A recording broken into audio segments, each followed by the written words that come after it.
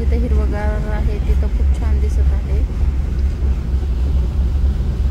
आणि उन्हाळ्याची सर्व कामे लोकांनी आटपून घेतलेली आहे। शेतीची कामे बघा, हिरवगार दिसत आहे काही ठिकाणी आणि काही ठिकाणी पूर्ण शेतीची मशागत झालेली आहे। तर बघा, हिरवगार जे शेत आहे ते खूप सुंदर दिसत आहे आणि बाकी सर्व काळीशार दिसत आहेत शेतं। तर शेतकऱ्यांनी शेताची कामे आटपून घेतलेली आहेत, कारण पावसाचं काही सांगता येत नाही, कधी पण येऊ शकतो।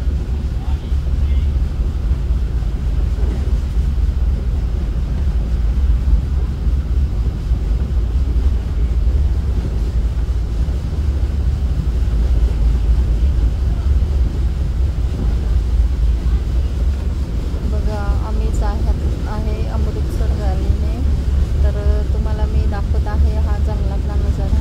तर बघा किती कडक ऊन आहे आणि भयान असं वाटत आहे।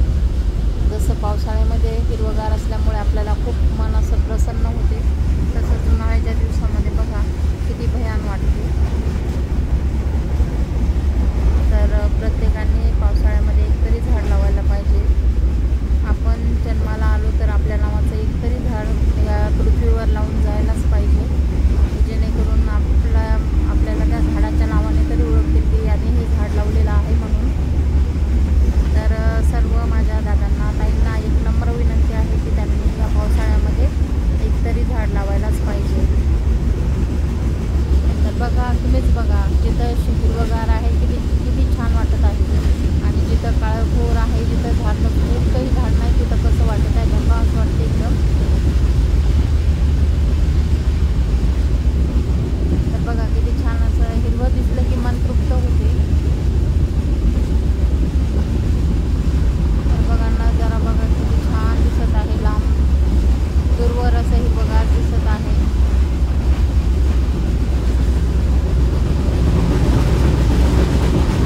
तर बघा ही नदी कशी कोरडी थंड पडलेली आहे, एकही थेंब नाही आहे पाण्याचा।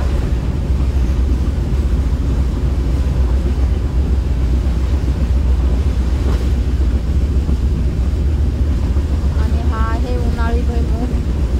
तर बघा कसा हिरवागार झालेला आहे आणि आता कुठे कुठे काढायला सुद्धा सुरुवात केलेली आहे। तर बघा उन्हामुळे कसेच पानं पिवळे पडलेले आहेत।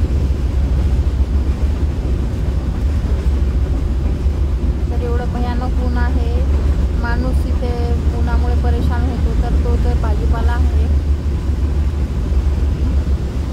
कारण झाडं तोडण्यावर खूप माणसाने भर दिलेला आहे। सिमेंटचं सगळं घरदार बांधत असल्यामुळे झाडं खूप कमी झालेले आहेत, त्यामुळे हा उन्हाळा एवढा आपल्याला जाणवत आहे।